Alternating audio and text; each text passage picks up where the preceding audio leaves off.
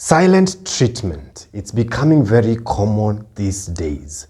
Silent treatment is when you intentionally choose not to engage in conversations with someone that you have been close with.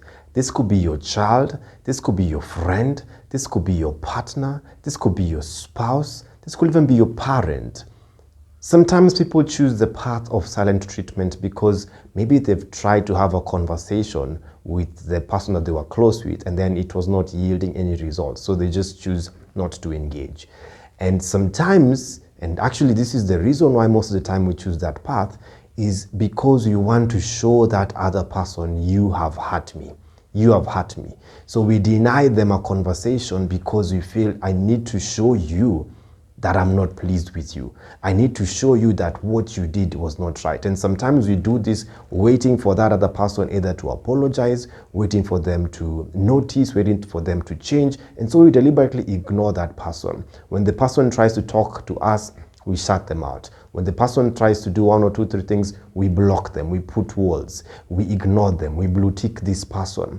And remember, we are talking about somebody that you have been close with. Now, silent treatment is dangerous. It's dangerous because you are allowing the issue to grow.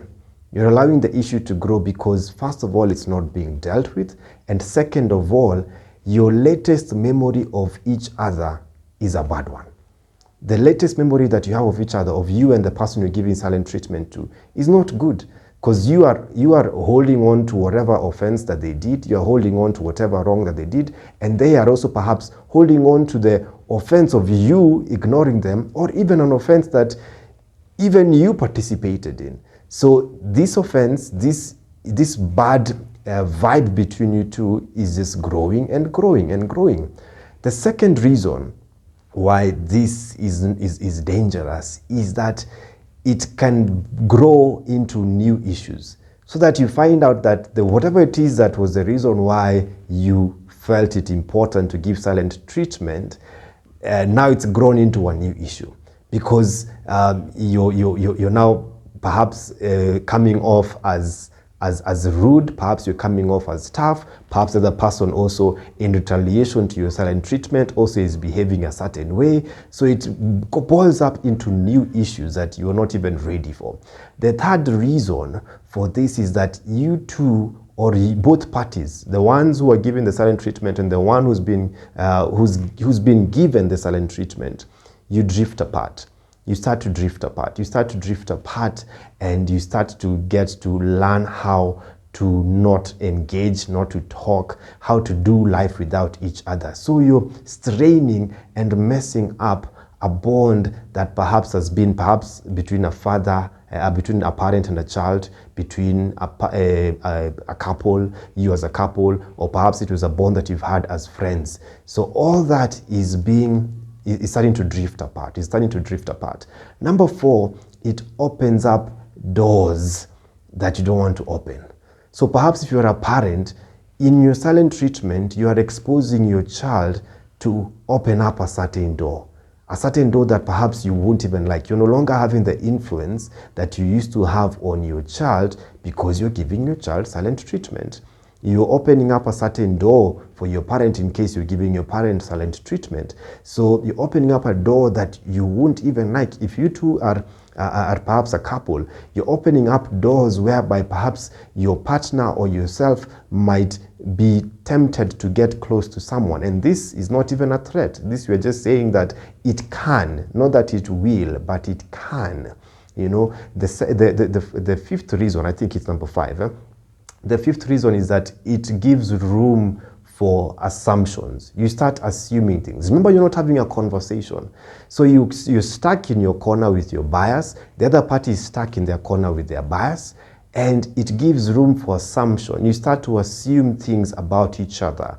And the thing is, assumptions tend to be negative. We rarely assume good things. We assume the bad things, the worst outcomes. So because you're in your corner, you're giving the person silent treatment. Remember, it could be your child, your partner, your friend, or even your parent. So you give this person a silent treatment. And because you two are not even talking, and not so much conversation is actually happening, that you can start having some assumptions that are negative about the person you're giving silent treatment to. And even the one who you are giving silent treatment to can start having assumptions negative towards you.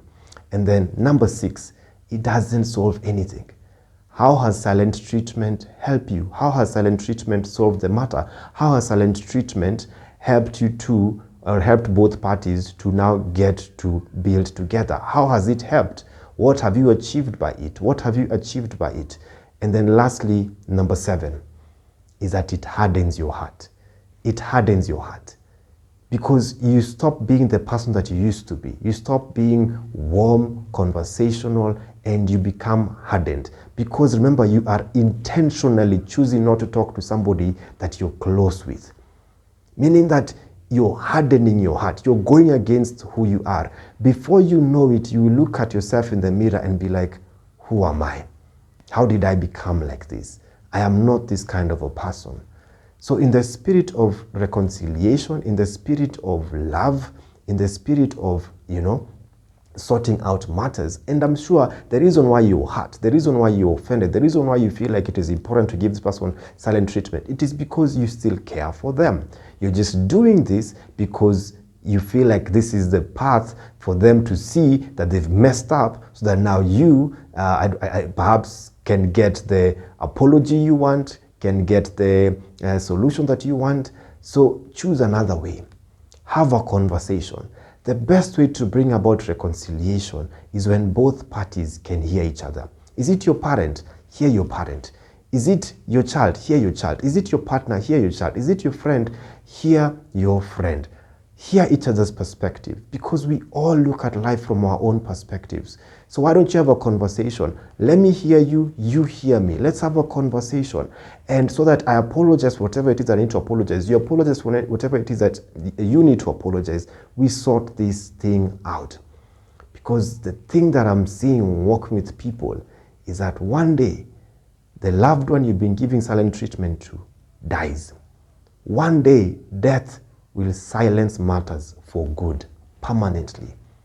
Then you'll be that person who's standing at the grave of the person you'll be given silent treatment to, wondering, why did I keep this? Why did I hold this grudge? Why did I take this offense for days, for weeks, for months, for years? And they've gone. They've gone. The chance for you to have a conversation with someone that you've been close with is no more. You don't want to get there.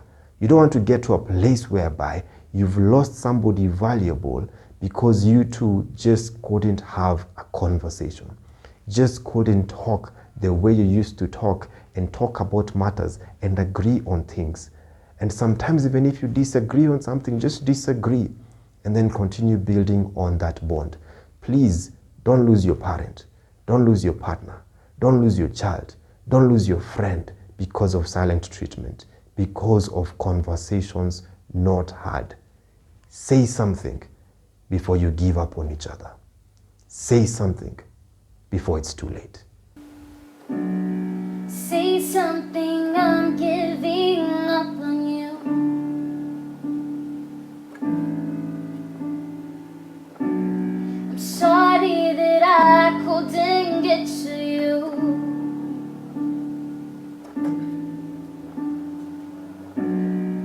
Anywhere I would have followed you. Ooh. Say something, I'm giving up on you. And I'm feeling so small. It was over my head. I know nothing at all. And I will stumble and fall. I'm still learning to love, just starting to cry. Say something, I'm giving up on you.